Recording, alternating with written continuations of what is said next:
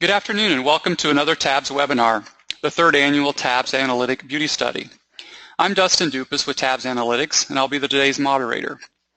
In today's webinar, we'll break down the findings of the study, which cover both cosmetics and skincare, including what types of beauty products consumers are buying, where those products are purchased, what social media channels are influencing beauty consumers, how much consumers buy, and how often. The speakers will also touch on various topics such as shopping channels, demographics, and shopping frequency trends. There'll be a Q&A session at the end of the presentation where you could submit questions in the box at the lower right-hand side of your screen. Also, we'll be posting this webinar to our webinar portal by tomorrow afternoon. That portal can be accessed by going to webinars.tabsanalytics.com. Our speakers for today's webinar are TABS Analytics CEO and founder Dr. Kurt Jetta and Andrea Van Dam, who is the CEO of Women's Marketing. Dr. Jetta founded TABS Analytics in 1998 and is also the director of the research unit of the Economics of Consumer Marketing, which is part of the Center for International Policy at Fordham University. He is a frequent contributor to industry publications and symposiums. Ms. Van Dam has been with Women's Marketing for 18 years, rising to CEO in 2014 due to her unrivaled knowledge of emerging and established brands and her customer-centric vision. With that, I'll turn it over to Dr. Jetta. Thank you, Dustin, and thanks everyone for attending today, our third annual beauty webinar, and a particular thank you to Andrea and the team at Women's Marketing. We actually share quite a few clients, and the first time I had some interaction or was made aware of Women's Marketing, we had been tasked with measuring the effectiveness of a mutual client of ours. I believe it was Fission's Formula back about 10 years ago. And I mean, not only did the advertising that they created work, I mean, it was pretty much about the best impact that we had ever seen or measured, and it was in print, no less, if memory serves. So since that time, they've been doing a lot of great work, and it's a pleasure to have them join us.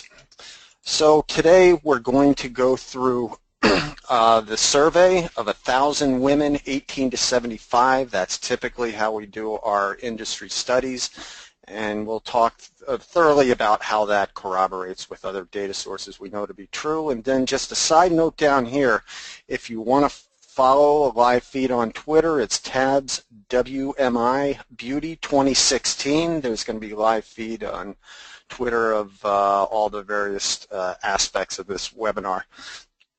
So when we define beauty here, last year and the first 2 years we only did color cosmetics. We've added skincare, and it's important to remember because there's always this natural bias that skincare equals face. Remember, there's body lotion too, so that's over the overall umbrella of skincare. And based on the traditional definition of beauty, if you include fragrance and a couple other categories, this is, I believe, about 70% of that universe. So it's quite a big chunk now. We ask about the product types purchased. There were 20 specific cosmetic types, 12 skin types, and then what types they purchase regularly, meaning 3 or more times. Where do they buy and buy regularly? What brands are they aware of? And we asked about over 30 brands for each category. And then importantly, favorability, purchase, and regular purchase. And what we have found over the years is they are highly predictive of future sales and performance. And in fact, if you went back to our webinar a couple of years ago, you'd see some of those emerging brands that have since that time broken out and gone public and made quite a bit of money and quite a splash in the market. And then finally, we finish it up with attitudes towards cosmetics specifically, because that's where we have the trending, and I mean it was broader on beauty, but primarily cosmetics, and then social media. And as I mentioned, we do a lot of validity checks, and I'm going to go through, as I talk about the data, talk about where we see things in market that we can corroborate. So for example, when we say Ulta, for example, as last year we said it's on fire and it's growing huge numbers. Well, in fact, that's what happened. They had some really strong quarterly earnings reports where their sales were up, say, 15%. So it has been known to be, and quite often is, an early indicator indicator of trends that are really going to come out on the market.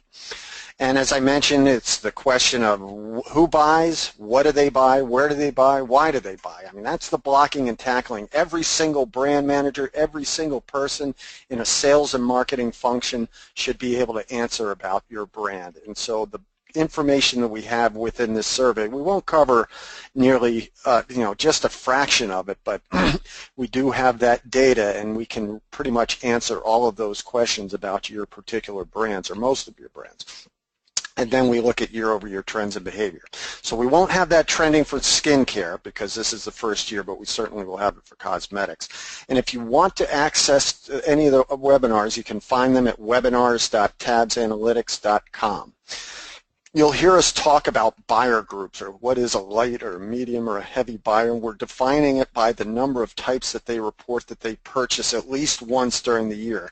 So recall in cosmetics we had 20 different types we were asking about. If they purchase at least half of them, they're considered a heavy buyer. And then for skincare types, if they purchase half of the 12, they're considered a heavy buyer. And each of those are roughly 20 to 25% of the buyer base, but much higher percentage of the volume base, well over 50%. So let's get into the data. Let's talk about cosmetics. And so before I start talking about specific types or anything, let me just give you the lay of the land, what we're looking at. So we are looking at the 4 segments of cosmetics: eye, face, nail, and lip, and then the key types within each of those segments.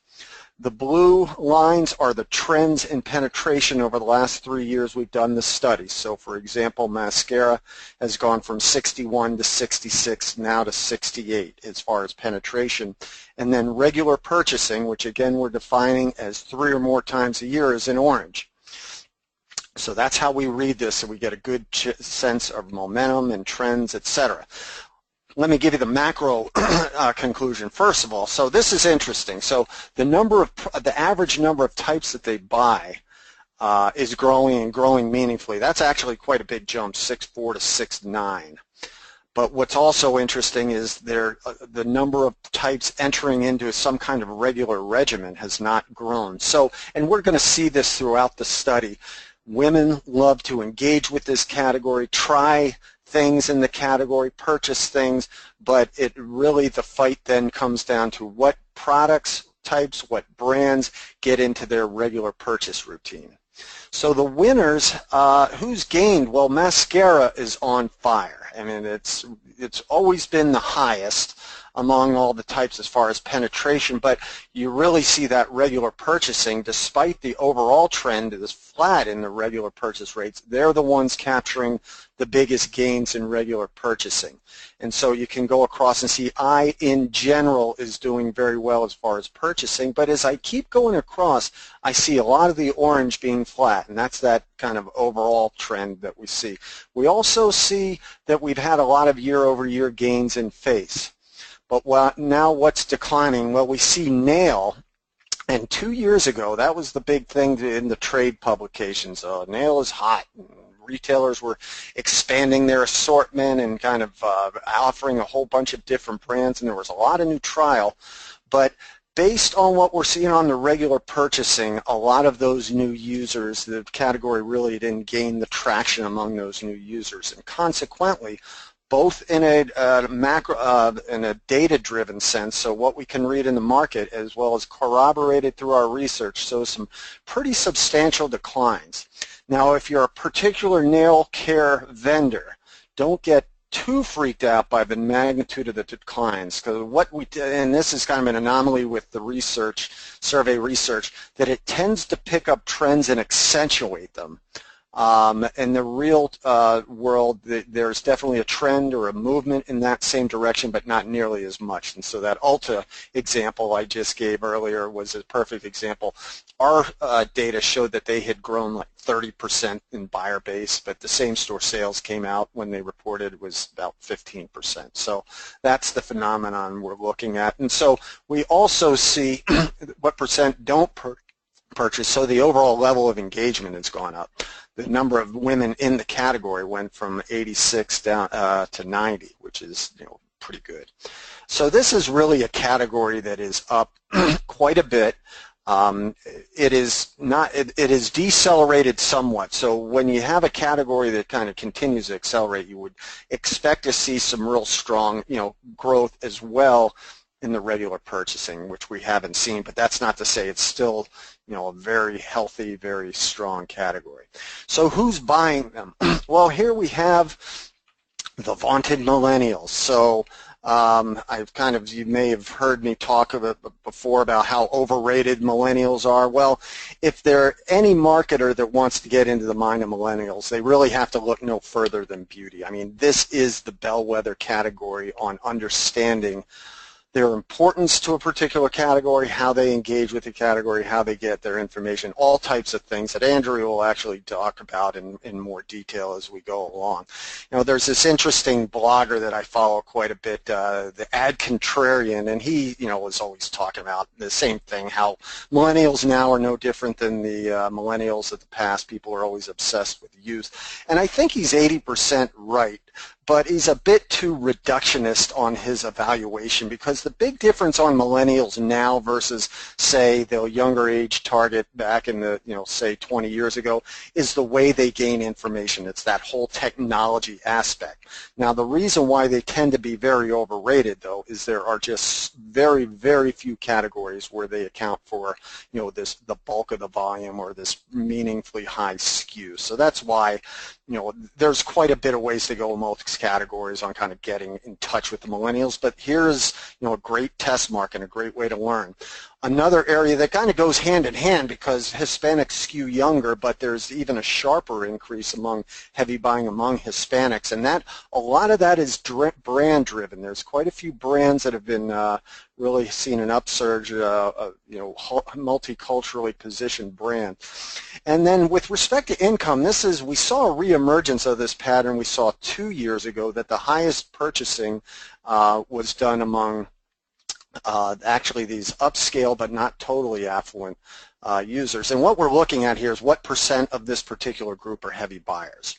So when we talk about millennials, it was 44% of all the millennials were heavy buyers compared, and you see kind of consistently down among all these other age groups. And so here's the peak at the 75 to 100 grand, then it kind of tends to go down. Now, a lot of that is age driven. So, older consumers, before they retire tend to be higher income. So there's a lot of that covariance going on. But, the big driver is age and Hispanic to really understanding this category. As I mentioned, we also talk about brands, and so the way we break it down is there's 4 groups. There's mass legacy, the brands that are in mass market that have been around a while, the mass niche, the brands that are primarily in mass market but are relatively new and growing, and similarly we look at it on the specialty channels, legacy and niche. So all the legacy brands, if you look on the aggregate, they are pretty stable as far as the level of awareness, not a whole lot of growth, although they haven't declined either. But just look at how many brands are really in the minds of women. I mean, women are very aware of all the offerings and the different brands that they have availability to, but it's these niche brands that have really just come up, and you can see it from this bar right here, the growth year over year. I mean, they still haven't broken into, at least most of them have not broken into what we would consider mainstream awareness, which we generally put it at 80%. Here we kind of set the bar a little bit lower at 79. But brands in the mass market like Elf, like NYX or Milani, I mean, those were all brands that have been making these major gains and really have continued to explode into the market. And many of those have this multicultural appeal as well as a strong skew toward the younger consumers. If we look at where they're buying, so this is what we call a share of mention. So what we're doing is weighting their reported purchasing at least once at an outlet, and they're purchasing at least 3 times at an outlet. And the big story here is not that Sephora and Ulta are growing, it's that Walmart has reasserted their presence in beauty. In fact, they've grown a lot. And remember, when I say they've grown a lot, it's not just based on the study. We've gone back and validated that and corroborated that.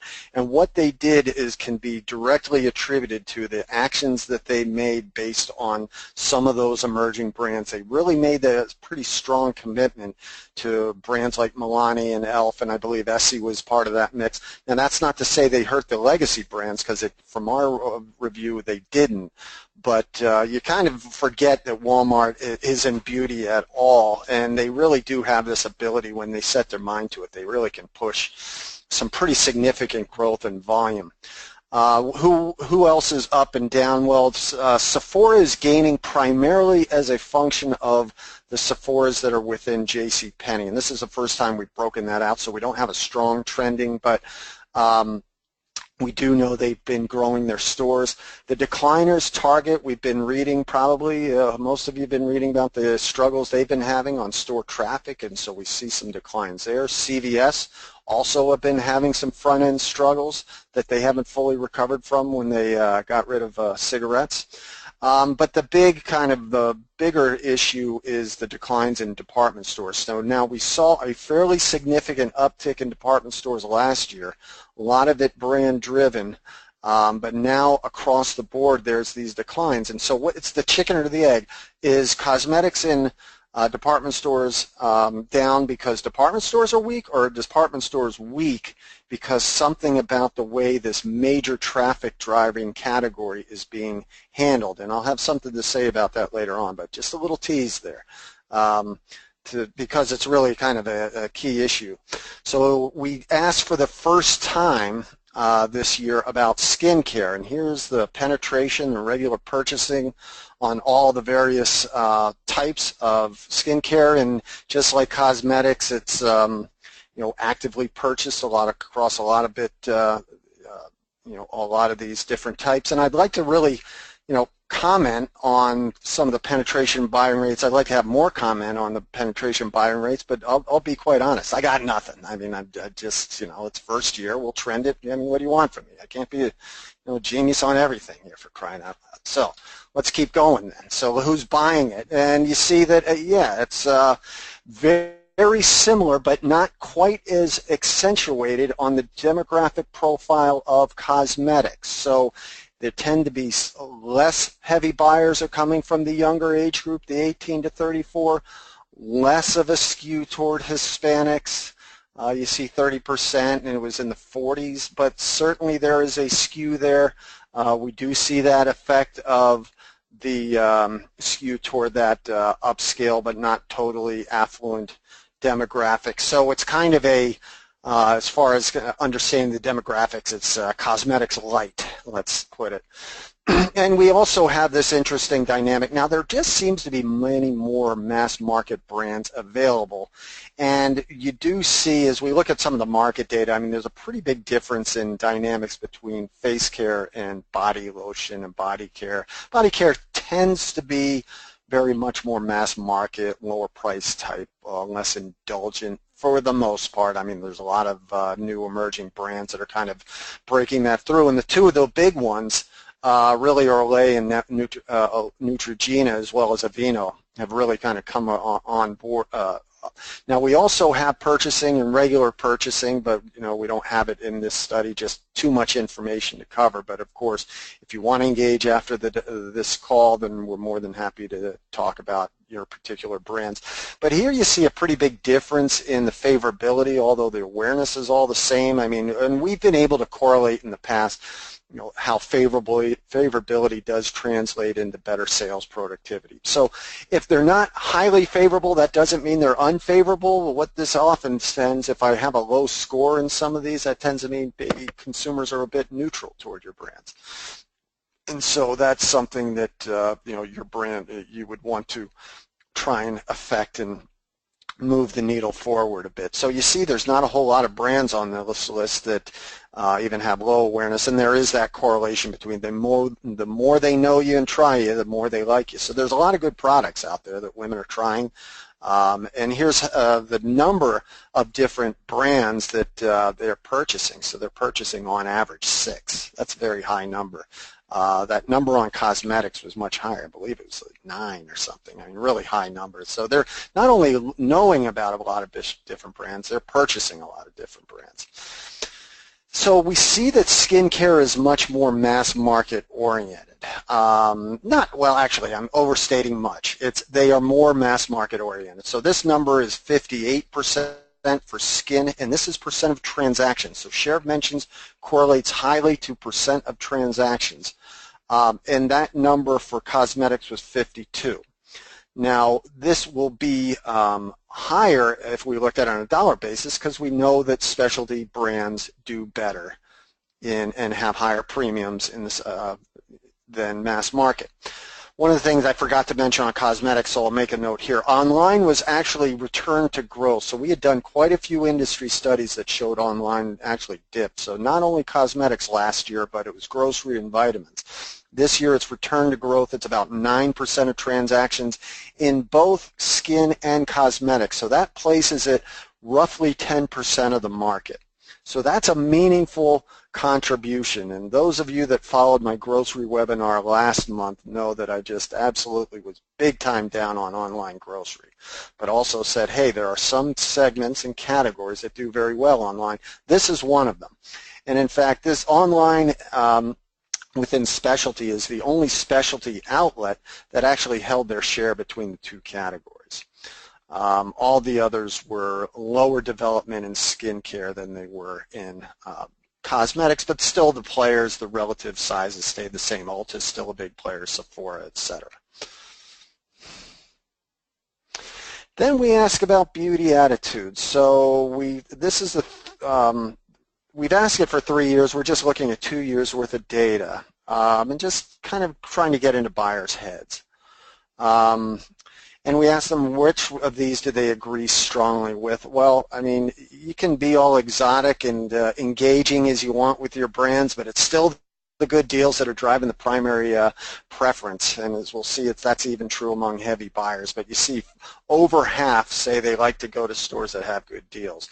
But really the story of this category relative to any other category we've tracked is the level of engagement that the shoppers communicate about this. So there's less brand loyalty as we see they have agreeing that they have one or two brands they like to go between. They like to really spend a lot of time in front of that set, and this is also a way they indulge. And so that's the stat we use to explain why there's not that continued high skew to the most affluent. We see this, the women that are making, good money but not great money, is they step up and buy the expensive makeup to, for an indulgent experience. And so that's about a third of overall. And then you see a lot of other things on, or natural and organic. So this is 27%.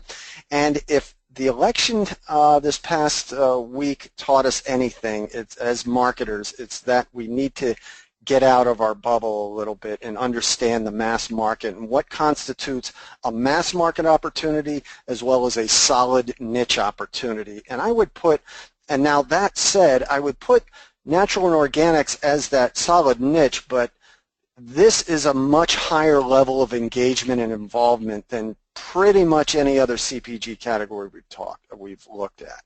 We just did grocery, that number was 10. That wasn't produce, of course. I think if we'd ever done produce, which we did like 5-6 years ago, that was in the 40s. But so this is, this is not mass market levels, but that's a pretty strong niche opportunity, is natural and organic. And so it's something that you can't really ignore in this category, but it's also something you have to be balanced at. Is this breakthrough mass market, I'm going to, take over the world opportunity? Probably not. I mean, that's our assessment as far as a mass market. That's not to say in specialty it doesn't do very well, because we know that it does. The one thing that really kind of also stood out to us, and I've always been down on beauty advisors, just never saw how the economics work, and that's not a high number anyway, and it dropped precipitously. So think about what's happening now is that women love to engage directly with the products on the shelf, and beauty advisors in some of the department stores really are a barrier to that. So women have to kind of go through this conduit. Now, there's other outlets that may do it right and do a better job of it, and I'm sure Andrea has more expertise on that. In fact, help me out here, Andrea. Anytime, Kurt. Happy to be here. So, just a few things to say on the slide. So we've seen as well that deals and coupons are continually important to the mass market beauty buyer. who tends to be 35 plus. So we're definitely in agreement with you on that. However, I'm going to bring up the millennials quite a bit during this conversation, so we'll have to do it here. But the millennial buyer's sheer love for playing with makeup and the experience that it gives her truly trumps a deal. She's willing, frankly, to pay a premium for it so long that she views it as effective. And that's really going to be, the key here as we talk about all of the behavior. A product has to be effective. She will be loyal to a brand for a long time, but if she can find another one that provides her with a new experience or a new level of efficacy, she will move. But price generally does not affect her if it's bringing innovation to her makeup bag, or a good feeling and a confident feeling. I'll also add in here, Kurt, that the heavy cosmetic buyer is definitely buying multiple brands.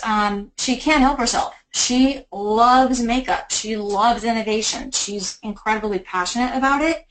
One or two brands in her life is way too limiting. She'd be depriving herself of fun and really the rise of confidence that looking good gives her. Exploration, experience, I think are truly a passion for this buyer. But again, keeping in mind that she'll only buy when she feels like something is going to work better for her, and that covers across mass, specialty, prestige. She really holds them all equally responsible. I will also say here that I'm a bit surprised by the number on the online reviews because, and I'm sure, Kurt, you're going to keep a good eye on this number, it's going to grow. And we've seen as many as 2/3 of heavy buyers at Sephora influenced by reviews, and more than half at mass and drug channels, particularly Ulta. And, as Amazon continues to build its position in beauty, I'm sure we're going to see that number grow even further. And actually that is a good segue into the next slide, of course. So we are breaking it out, light, medium, and heavy, and here's that number. I think you were, not your specific research, but I mean half of the heavy buyers, and this is where 60% or more of the volume's coming from, are influenced by reviews. They, meaningful number, a high number, and what, as Andrea mentioned, we expect that to grow, or researching before trying. They're just really, really engaged in this category. And you actually see this correlation between the heavier the buyer, the more they're engaged in deals. But we actually, and I didn't show it this year, but last year we did see that women that are exclusively specialty oriented, that number's in the 20s, are really low. I mean, so they'll have none of it, and that absolutely corroborates what you're saying. The brands and the products trump the deals. It is a very mass market phenomenon, and to the extent that there's women that buy in dual channels, the deals often have the allure of pulling them, a bit more of their share of purchases into the mass market versus the specialty. But even as a couple other points to bring up is that the beauty advisor, even among the heavy buyers, that's a very low number. Now, I think, Andrea, you had, we were talking about Sephora and Ulta have a different model, correct, on how the beauty advisors work? Yeah, and I would say, I totally agree with you on the beauty advisors at the, the mass channel. They never really took off. The environment was, a bit too sterile. It didn't invite playfulness or like the colorful playground, right, that Ulta or Sephora offers. And I think the key there, too, is that when you walk into a Sephora store, those beauty advisors share the passion that the millennial buyer has for cosmetics in particular. They're peers. They're all playing. They're digging into the foundations or whatever, and they're having fun with it. So it's a totally different experience than the beauty advisor program that was launched at Mass. Very, very different. So I'd like to say they brilliantly lifted the glass off the counter and let consumers indulge in their own way on their own time. Okay, and then tell us about social media, won't you? Sure thing. So I think we can all, see in how we behave that social engagement and influence continues to grow every day. And social platforms keep getting bigger and bigger. Having launched their ad platform not even 18 months ago, Snapchat or Snap Inc. filed for their IPO today at a valuation of minimally $25 billion. And, guys, they're going to do $360 million this year, and they're projected to do about triple that next year. So this is all driven by where the millennials and Gen Z are choosing to spend their time and will in the future. So, today where consumers go to learn about new products in general is largely driven by Facebook, due mostly to their first market position and sheer scale. They're the biggest, and they were there first. This is followed by YouTube and Instagram for Gen Z and millennials, and YouTube and Pinterest for Gen X and boomers. And because of sheer size, Facebook remains the #1 social source to learn about new products. But I think it's really important to note that the #1 most trusted source of information is beauty professionals to the heavy beauty buyer. And these are in-store advisors and influencers, so stylists, dermatologists, makeup artists, bloggers. And sometimes these overlap, right? So an in-store advisor, for example, could be an online influencer or blogger. So there's a lot of gray in all of this. So beauty content on YouTube grew over 50% in the last year, with 1.8 million beauty videos uploaded, and that has attracted over 45 billion views. Just staggering numbers. Beauty videos are generating the most views, are user-generated versus brand. And the heavy beauty buyer loves and thirsts for that fun and authenticity, which is likely the reason, Kurt, here for the 25% growth in purchase decision influence this year. So, again, going back to beyond Facebook, YouTube is really driving the influence. Also to note the growth of Instagram this year. Instagram has become the darling of the beauty category. They're up 20%. They have 67 million users overall. Their active users are heavily driven by millennials, and this is her personal entertainment and exploration platform, right, that she curates for her own. She engages with beautiful visuals. If you think about it, that's akin to, like what we would normally see traditionally in magazines. And now she can watch quick tutorial videos through Instagram stories to give herself an immersive brand experience. So this is all on her own time. And with that, now there are the shoppable links, right, that are launching through Instagram. So Instagram's on a mission to prove out that they can drive sales. They haven't been able to do that to date, in any meaningful way. They've had a number of third parties associated with it, but they're driving all engagement, no sales.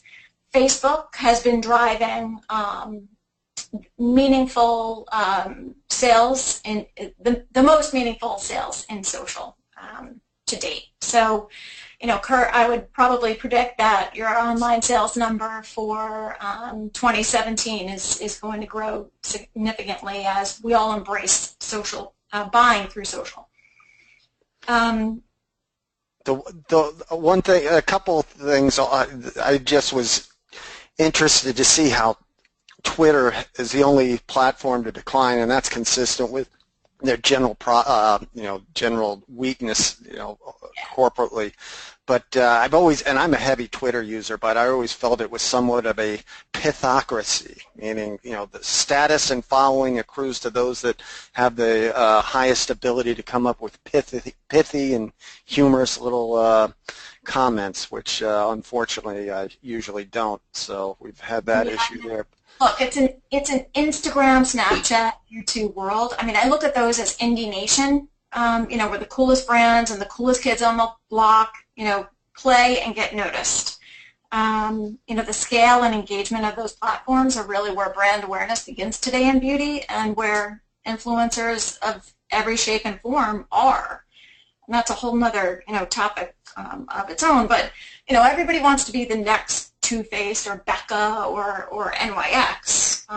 But with more frequent, algorithm changes, walled gardens, pay-to-play environments, the days of free enterprise in that way are fading, and tech advancements becoming that much more fragmented. So for a beauty brand on Twitter, I say no. I would suggest to all brands that you keep a really strong focus on where your consumer is. She may not be on Snapchat, right? Just because Snapchat is the next big thing, right? So was Vine a year ago, and now Vine is dead. So was Periscope, and now Periscope is nearly dead. So don't just go where the next great technology is. You have to stay in touch with where your consumer is. So it can't be overstated how important and how getting the information from social media kind of defines that line of demarcation between younger women and older women. And so now, Andrea, you can drive. You have control of the mouse if you want to, take us home.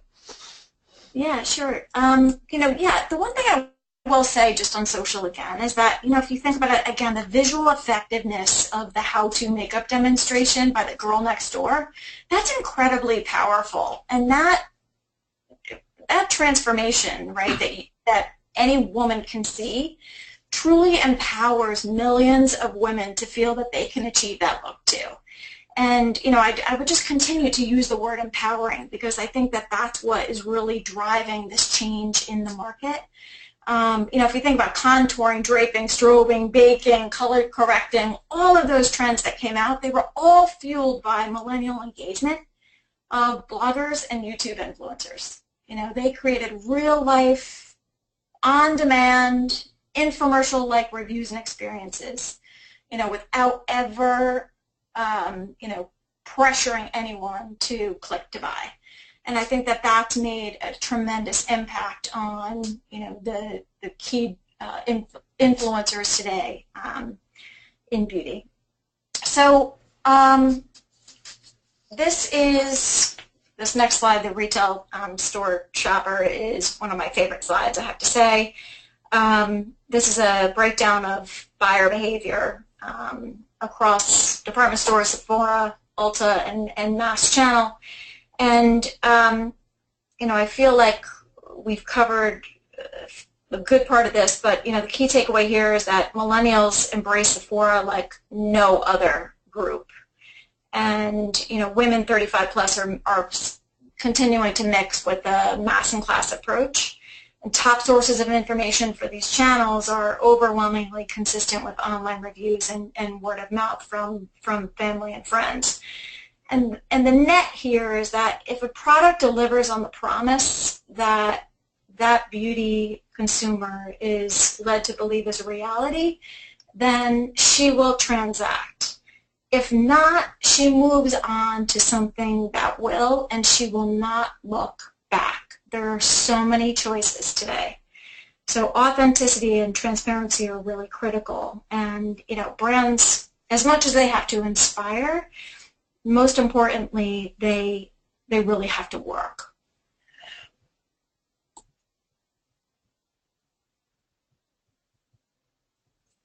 Yeah, sorry guys, this is a slow process. So, when we think about who this buyer really is, she's a woman who sees beauty as a want to have rather than a have to have.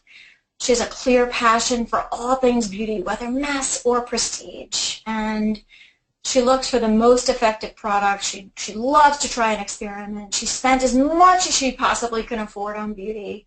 And while she does have a few favorite brands, she really is only loyal until something better comes along. And I know firsthand how many women in my office would spend every last dollar on their paycheck at Sephora if they didn't have to, eat to survive.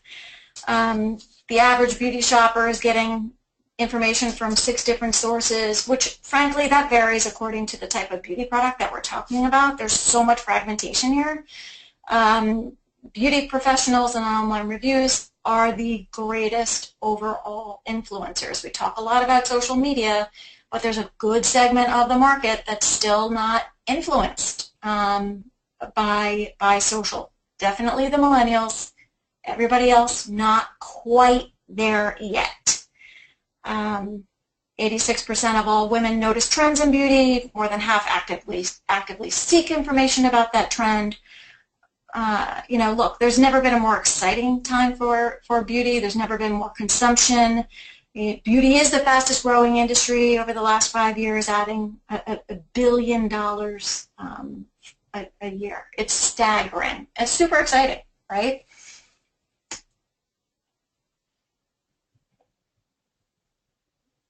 So this is one of my favorite slides. Decisions are made differently depending on the channel she shops. Given the heavy millennial buyer at Sephora, it's no surprise that she's influenced by YouTube, by bloggers she follows closely, and the in-store advisors that embrace and share a passion, right, to play and to explore.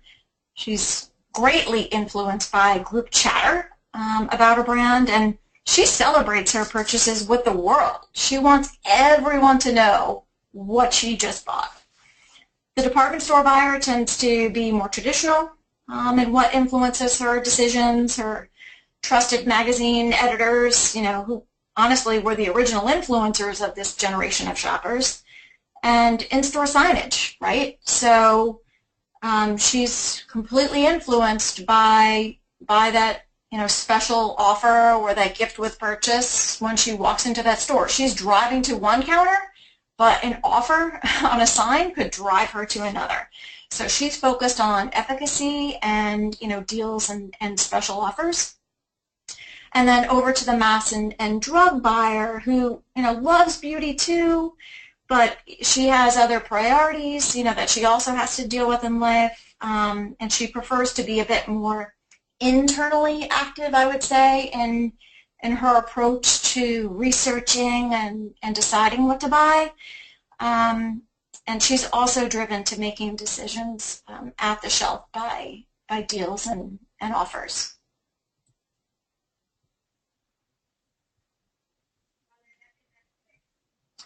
So, I think I covered off on this. I want to have enough time, Kurt, for us to be able to get to questions, but she's a beauty junkie, right? She's just spending as much as she possibly can. It's mass and class, and she's driving all the fragmentation, I would say, of purchasing in the marketplace.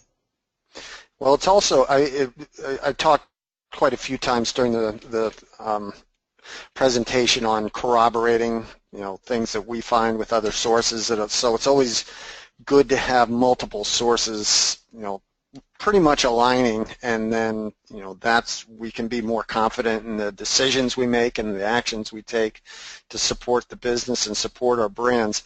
So what's all this talking to us about, and what is it that we should take away? Well, first of all, we find a category that continues to be very robust. Talked times in the past and in various media. There's this macro shift going on between fashion and beauty. Basically, you're seeing across-the-board weakness going on with apparel. And a lot of that sense of indulgence and engagement, particularly again for millennials, is coming in the form of beauty. And we see it in how women buy so many types, so many brands. That heavy user is buying on average 9 brands and 12 or 13 different types of cosmetics, and about half that on skincare.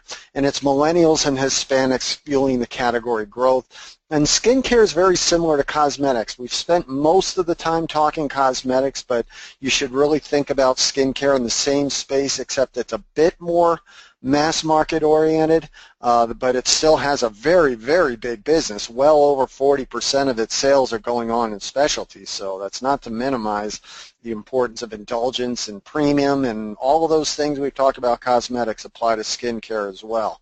And it still skews to millennials and Hispanics, still a lot of brands known about and bought. The big thing with respect to brands is how those secondary brands are really posting these big awareness gains and driving growth. Talked about the growth drivers at Walmart specifically, brands like Milani, like Elf, like NYX. So, but the legacy brands still remaining solid. It's not as if they've raised the white flag or kind of paralyzed by indecision on what to do. They still have a very solid business. Their appeal does go across all age groups. Obviously, it's a bit stronger with older women, but it's not as if they're wildly unpopular with younger women. That's why they're mass market brands. They appeal to many, many different groups. The cosmetic, as I mentioned, shift in sales toward Walmart's driven by brand-specific decisions. Online reemerged as a real force here. Now, there's a difference between getting information online and purchasing online. And while we do expect it to continue to grow, their barrier on beauty being huge in online would be the fact that women like to indulge and engage and try and test. By definition, online doesn't afford that. Even if you get a virtual reality technology that comes on the market, you're not going to be able to replicate that. So there's going to be a cap. We haven't hit it yet, but it's not, I'd be really shocked if it ever got to be 20% of sales, but certainly right now at 10, there's a lot of upside for that channel. We're evidence that the beauty advisor model is becoming obsolete, and that model is the one I'm saying by department stores where they're really there to just kind of shill their products and give you a makeover. Whereas Ulta and Sephora, I think they really, as Andrea mentioned, really do take the role of, quote, advisor a bit more seriously. But really the new advisors are the YouTube personalities and the beauty bloggers. That's where a lot of the advice now is coming from the younger millennials. Social media, as we talked about, hugely important. Over half now are engaged in social media, and offering good deals, still at the top of the list for driving preference. It's a very mass market-oriented preference, but that said, there's a very high percentage of buyers, and particularly heavy buyers, that shop at dual channels. And that the importance of deals is correlated with category involvement. Let me just talk to you about a follow-up analysis offer. So as I said, there's just tons and tons of information that you get from these surveys. You need 20 hours to cover everything of relevance. But for brand reviews, product type reviews, if you're in nail care and you want to review, or if you have a specific brand that you want to know about, or if you want a custom deep dive, or if you want a retailer review, we're talking a nominal cost, and it really is information, particularly if you're from a retailer orientation. That's not something your retailer is typically going to see, because we have, as we saw, all those competitors we would be able to provide. So what's the outlet share for millennials, or what's the outlet share for people in the Northeast? Those types of ways we can slice the data. So thank you everybody for attending. Hopefully you found this valuable, and again, thanks for Andrea, your participation, and now I'm going to toss it back to Dustin and he'll open it up for questions. All right, thanks, Kurt.